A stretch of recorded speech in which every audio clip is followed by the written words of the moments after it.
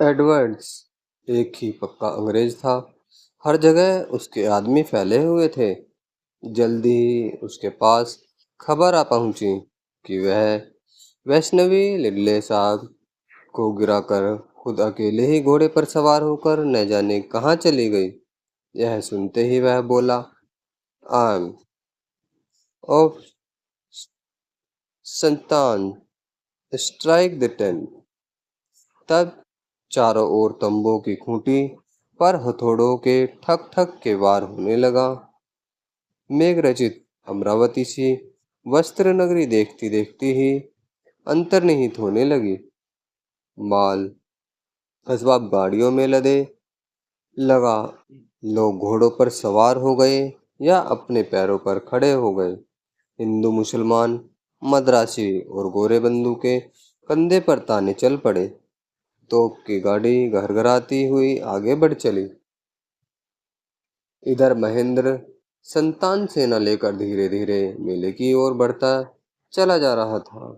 उसी दिन दोपहर बाद महेंद्र ने सोचा, शाम होने वाली है, शिविर की स्थापना करनी चाहिए। शिविर स्थापना का विचार सबको उचित प्रतीत हुआ। वैष्णवों के पास तंबू नहीं होते, पेड़ों के नीचे पत्ते या चटाई बिछाकर सोते थे। जरा सा हरी चरणामृत पीकर रात गुजारते थे।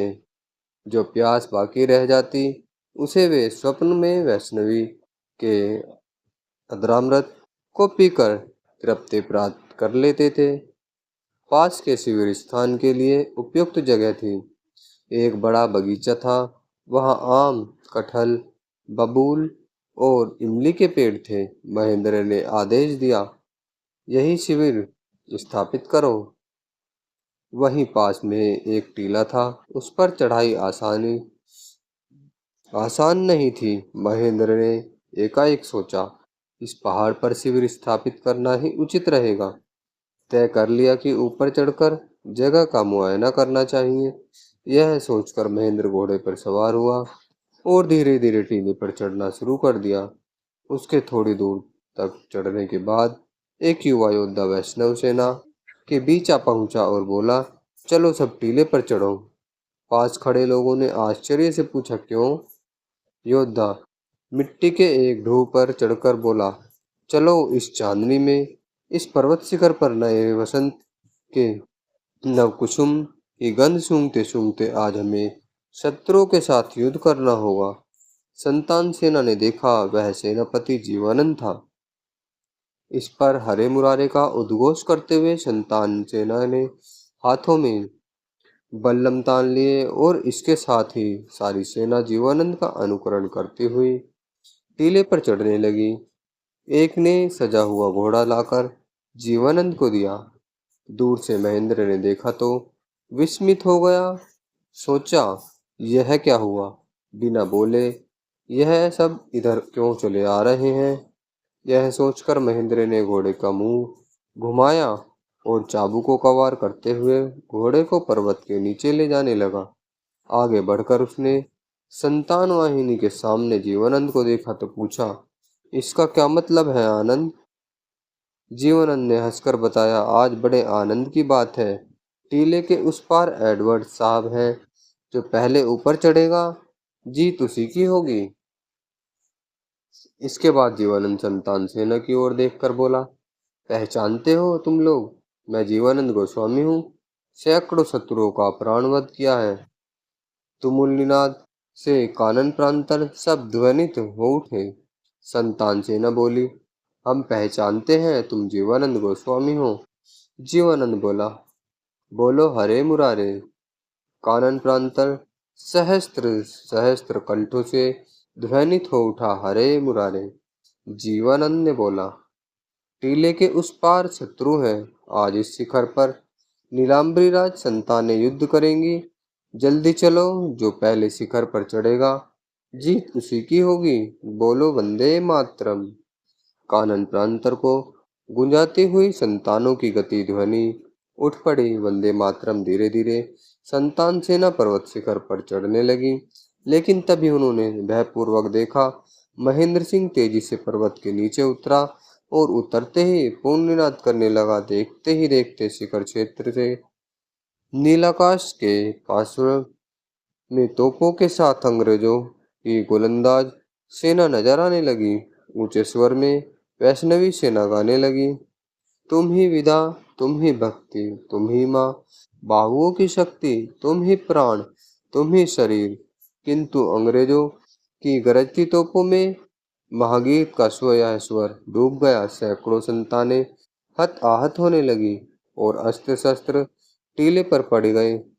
तोपे फिर गरजी, दधीची की हड्डियों का मजाक उड़ाती वह सागर की तरंगों को भंग करते हुए अंग्रेजों वज्र गरजने लगा। किसानों की हंसियां द्वारा जिस प्रकार धान की पकी हुई बलियां कटती है, उसी प्रकार संतान सेना खंड विखंड होने लगी। जीवनानंद व महेंद्र सिंह व्यर्थ ही प्रयास करने लगे। पतनशील शिला राशि की तरह संतान सेना टीले से वापस नीचे उतरने लगी। कौन कहाँ भाग रहा था, इसका ठिकाना नहीं रहा। तभी सब कुछ ध्वंस करने के लिए अंग्रेजों की पलटन हरे हर हुरे हुरे हुरे का शोर मचाती हुई टीले से उतरने लगी। संगीने ऊपर उठाए अत्यंत तेज गति से पहाड़ से गिरते प्रताप की तरह दुर्मई अजय ब्रिटिश सेना भागती हुई संतान सेना के पीछे दौड़ पड़ी। जीवनंद की एक बार जरा सी महेंद्र सिंह से भेंट हुई तो तत्काल बोला, आज सब खत्म हो गया, आओ यही मरते हैं। महेंद्र बोला, मैं तो व्यर्थ ही मरूंगा, फिर भी युद्ध करते हुए मरूंगा। तभी पीछे मुड़कर जीवनानंद ऊंचे स्वर में पुकार कर बोला, कौन हरि नाम का स्मरण करते हुए मरना चाहता है? जो मरना चाहे मेरे साथ चले। कई लोग आगे बढ़ाए। जीवनानंद बोला, ऐसे नहीं, हरि के सामने शपथ लो कि जिंदा नहीं लौटोगे। जो आगे बढ़ गए वो पीछे हट गए। जीवनानंद बोला, तो कोई नहीं आएगा? ठीक है, मैं अकेला ही जाता हूँ। जीवनानंद घोड़े की पीठ पर ऊंचा उठकर बहुत दूर पीछे खड़े महेंद्र को पुकार कर बोला, भाई नवीनानंद से बोलना, मैं तो चला, दूसरे लोक में मुलाकात होगी। यह कहकर वह वीर लोह वृष्टि के बीचों बीच घोड़ा दौड़ाकर चला गया। उसके बाएं हाथ में बंदूक और मुंह में हरे मुरारे हरे मुरारे हरे मुरारे। लड़ पाने की संभावना नहीं थी। इस साहस से कोई फल निकलने वाला नहीं था। तो भी हरे मुरारे का गीत गाते हुए जीवानंद ने शत्रुओं में प्रवेश किया। भागती हुई संतानों को महेंद्र ने पुकार कर कहा, देखो एक बार घूमकर तुम लोग जीवानंद गोस्वामी को देखो, देखने में से मरोगे नहीं। कई संतानों ने घूमकर जीवानंद की अमानुषी कीर्ति देखी। पहले तो वे विस्मित हुए, इसके बाद बोले, जीवानंद बनना जानता है तो क्या हम नहीं जानते? चलो जीवानंद के साथ हम भी बैकुंठ जाएं। यह सुनकर कई संतानें वापस लौट आई। उनकी देखा देखी से कई और भी लौट आए। खासा हंगामा बर्पा हो गया। जीवानंद शत्रुओं में प्रवेश कर रहा था। संतानों में से कोई भी इसके बाद उसे देख नहीं सका। इधर सारे रण क्षेत्र से संतानों को नजर आया कि कई संतानें दोबारा वापस लौट रही हैं। सभी को ऐसा लगा कि संतानों की जीत हुई है और संतानें शत्रुओं को भगा रही हैं। बस सारी संतान सेना मारो मारो का शोर मचाती हुई वापस लौटी और अंग्रेजों की सेना पर धावा बोल दिया। अंग्रेज सेना में भारी हड़कंप मच गया। सिपाही युद्ध में कुछ कर पाने से असमर्थ होने लगे तो मैदान छोड़कर भागने लगे। गोरे भी मुड़कर संगीन खड़ी करते हुए शिविर की ओर भाग खड़े हुए। इधर उधर निरीक्षण करके देखा।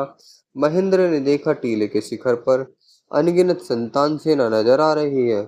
वे लोग वीरतापूर्वक उतरते हुए अंग्रेज सेना पर आक्रमण कर रही थी।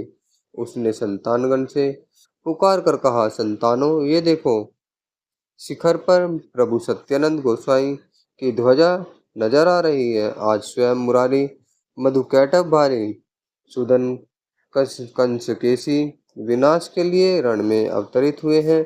टीले पर लाखों संतानें नजर आ रही हैं। उठो मुसलमानों का चलकर मुकाबला करो, लाखों संतानें शिखर पर हैं। हरे मुरारे के भीषण शोर से कानन प्रांतर ध्वनित होने लगा। सारी संतानें माता माता की ध्वनित के साथ अस्त्रों की मधुर झंकार से सारे जीवों को विमोहित करने लगे। महेंद्र की वाहिनी तेजी से ऊपर की ओर चढ़ने लगी, शिलाओं से टकराती हुई नदी की तरह। राजसेना विलोडित, स्तंभित और भयभीत हो गई। उसी समय 25,000 की संतान सेना लेकर सत्यानंद ब्रह्मचारी शिखर से समुद्र प्रपात की तरह उनके ऊपर टूट पड़े। भयावह युद्ध छिड़ गया। जिस तरह दो प्रकांड पत्थरों के संघर्षण में क्षुद्र मक्खी मारी जाती है, उसी प्रकार दो संतान सेनाओं में गिरकर विशाल राज सेना मारी जाने लगी। वॉरेन हेस्टिंग के पास कोई खबर ले जाए, ऐसा एक भी नहीं बचा। वह भीषण रणक्षेत्र अब खामोश था। घोड़ों की हिनहिनाहट, बंदूकों की दंदन, तोपों की दुरुम दुरुम और सर्वव्यापी धुआं अब नहीं था। कोई हुर्रे हुर्रे नहीं बोल रहा था, न कोई हरिध्वनि कर रहा था। शोर मच रहे थे सिर्फ सियार, कुत्ते और गिद्ध। इन सबसे ज्यादा गूंज रहा था घायल व्यक्तियों का क्षणिक आर्तनाद। कोई छिन्न हस्त था तो कोई भग्न है मस्तक, किसी का पांव टूट गया था तो किसी का गला बद्ध हो गया था। इधर उधर कुछ लोग घोड़े के नीचे पड़े थे। कोई पुकार रहा था माँ, कोई पुकार रहा था बाप रे, कोई चाहता था पानी तो किसी की कामना थी मृत्यु। बंगाली, हिंदुस्तानी, अंग्रेज, मुसलमान एक साथ अलग बगल पड़े थे। माघ मास की पूर्णिमा की रात में भीषण सर्दी में उज्जवल ज्योत्सनालोक में रणभूमि अत्यंत भयावह दिख रही थी। किसी में साहस नहीं था कि यहाँ आए, मगर रात को एक रमणी उस अगम्य रणक्षेत्र में विचरण कर रही थी। हाथ में जली हुई मशाल लेकर वह शवों के ढेर में न जाने क्या खोज रही थी। हर एक शव के चेहरे के पास मशाल ले जाकर देखती और फिर दूसरे शव के पास पहुंचती।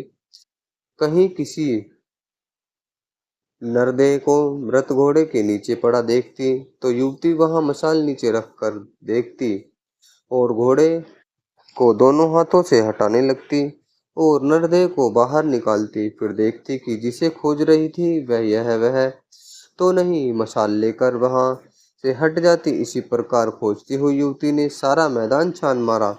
जिसे खोज रही थी वह कहीं नहीं मिला।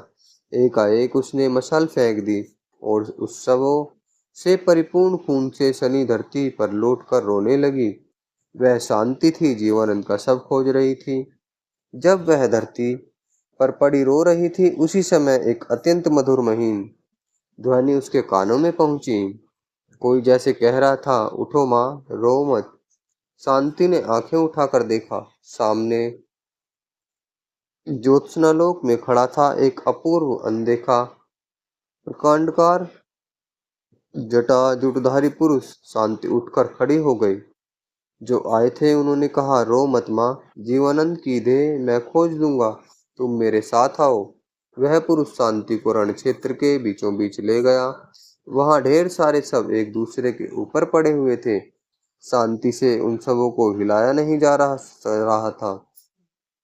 शवों के ढेर को हटाकर उस महाबलवान पुरुषों ने एक मृतदेह को बाहर निकाला। शांति ने पहचान लिया, वह जीवानंद की देह थी। सर्वांग क्षत विक्षत था, खून से सना हुआ। शांति सामान्य नारी की तरह ऊंचे स्वर में रोने लगी। वह पुरुष बोला, रो मत माँ, जीवानंद क्या मरा है? शांत होकर इसके शरीर को जांचो, पहले नाड़ी देखो। शांति ने सबकी नाड़ी टटोल कर देखी, जरा भी गति नहीं थी। वह पुरुष बोला, छाती पर हाथ रख कर देखो। जहाँ हृदय था, शांति ने वहीं हाथ रख कर देखा, जरा भी हरकत नहीं थी। सब कुछ ठंडा था। वह पुरुष फिर बोला, नाक के पास हाथ रख कर देखो, क्या सांस आ रही है? शांति ने देखा, सांस का कोई चिन्ह नहीं था। वह पुरुष बोला, फिर से देखो, मुंह में उंगली डालकर देखो, थोड़ी बहुत उष्णता है या नहीं? शांति ने उंगली डालकर देखा, बोली, कुछ समझ में नहीं आ रहा। शांति को कुछ आशा बंधी। महापुरुष ने बाएं हाथ से जीवानंद की देह का स्पर्श किया, बोले, तुम भय से हताश हो गई हो, इसी कारण तुम्हें कुछ समझ में नहीं आ रहा।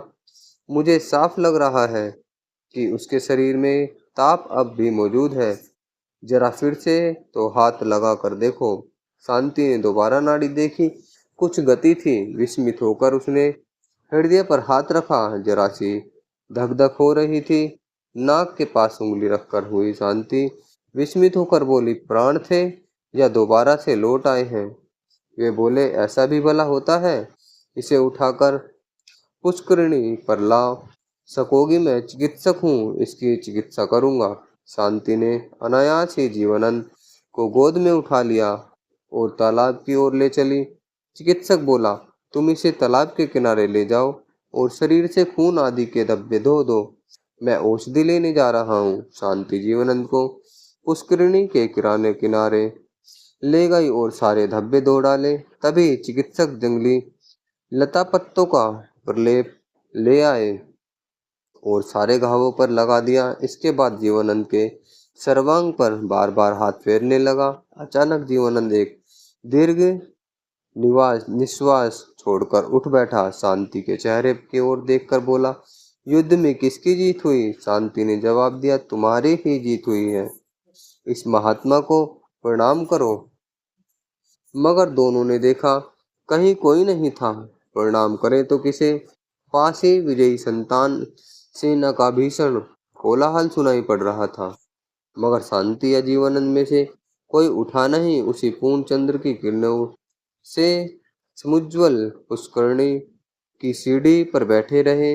औषधि के प्रभाव से जीवनंद का शरीर कम समय में ही स्वस्थ हो गया।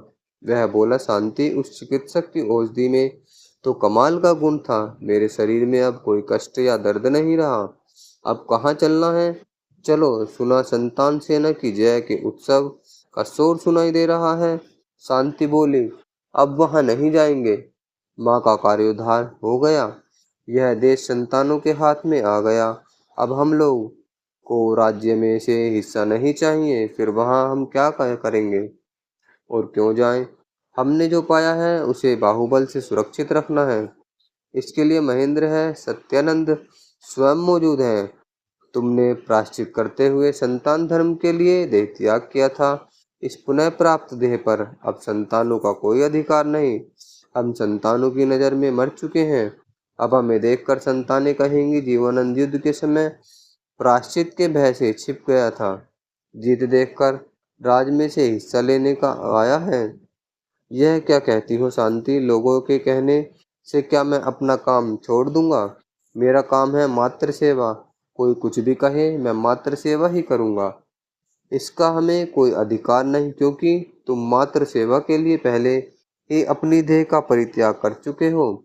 अगर तुम्हें दोबारा माँ की सेवा करने का मौका मिल गया तो फिर प्रायश्चित कैसा? मात्र सेवा से वंचित हो जाना ही तो प्रायश्चित का प्रमुख हिस्सा है, वरना सिर्फ तुच्छ देह का परित्याग करना कौन सा भारी काम है? शांति, तुम ही सार समझ सकती हो। मैं यह प्रायश्चित अधूरा नहीं छोड़ूंगा।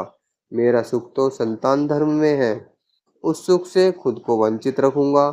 पर मैं जाऊं तो कहाँ जाऊं?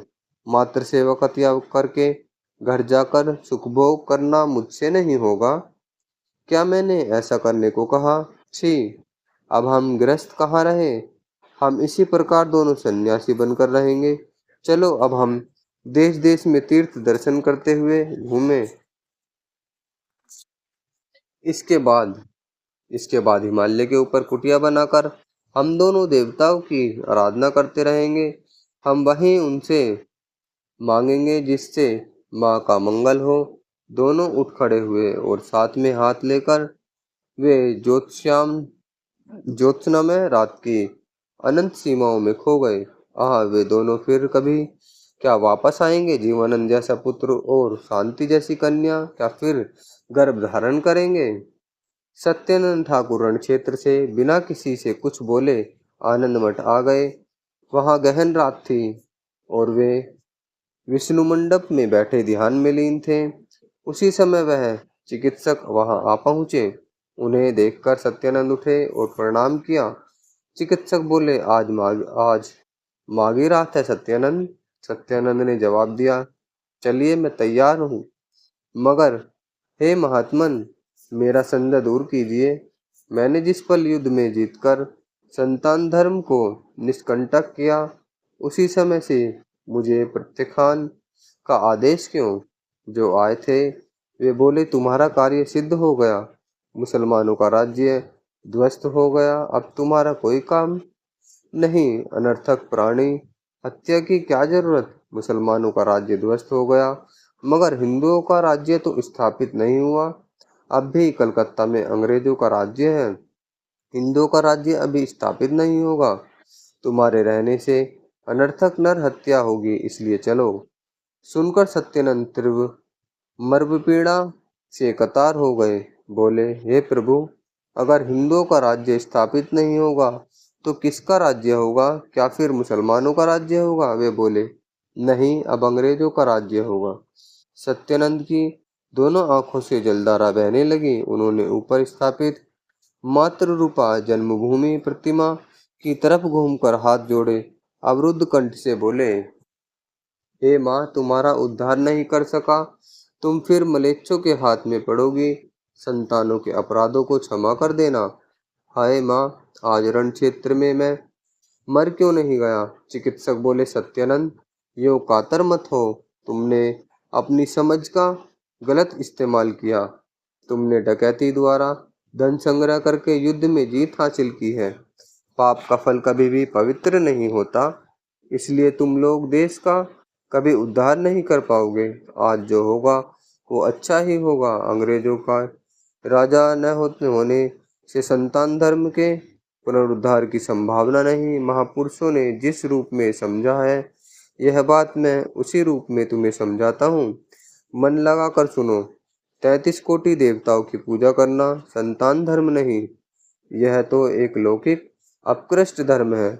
इसके प्रभाव से प्रकृत धर्म, जिसे मलेच्छ हिंदू धर्म कहते हैं, विलुप्त हो गया है। प्रकृत हिंदू धर्म ज्ञानात्मक है, कर्मात्मक नहीं। इसका ज्ञान दो तरह से है, वही विषयक और अंतर्विषयक।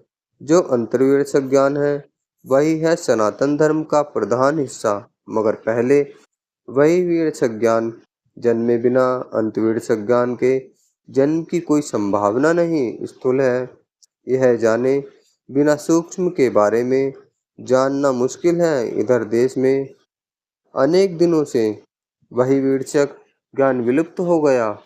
इसी कारण प्रकृत संतान धर्म भी लुप्त हो गया। संतान धर्म का पुनरुद्धार करना चाहते हो तो पहले वही विषयक ज्ञान का प्रचार करना आवश्यक है।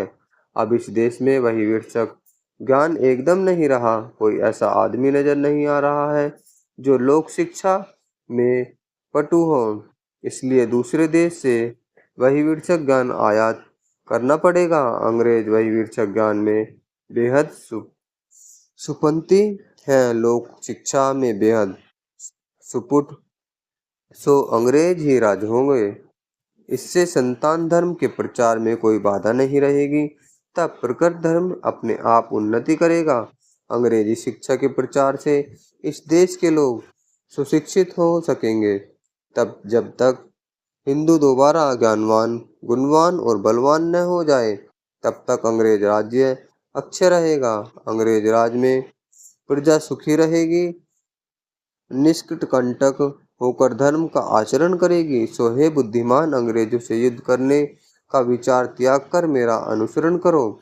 सत्यानंद बोले, हे महात्मन, अगर अंग्रेजों को राजा बनना ही आपका अभिप्राय है, अगर इस समय अंग्रेजों का राज्य ही देश के लिए मंगलकारी है, तो हम लोगों को इस नृशंस युद्ध कार्य में कौन नियुक्त किया था? महापुरुष बोले, अंग्रेज इस समय वाणिक हैं, अर्थ संग्रह में ही मन लगा हुआ है, राज्य शासन का भार वे लेना नहीं चाहते। इस संतान विद्रोह के कारण वे राज्य शासन का भार लेने को विवश हो जाएंगे। अंग्रेज राज्य के शासक बनेंगे, तभी तो वह यह संतान विद्रोह हुआ।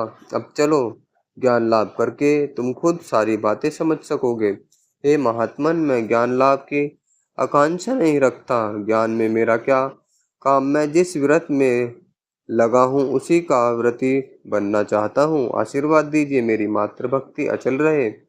व्रत सफल हुआ माँ की मंगल साधना पूरी हो गई। अंग्रेजों का राज्य स्थापित कर दिया।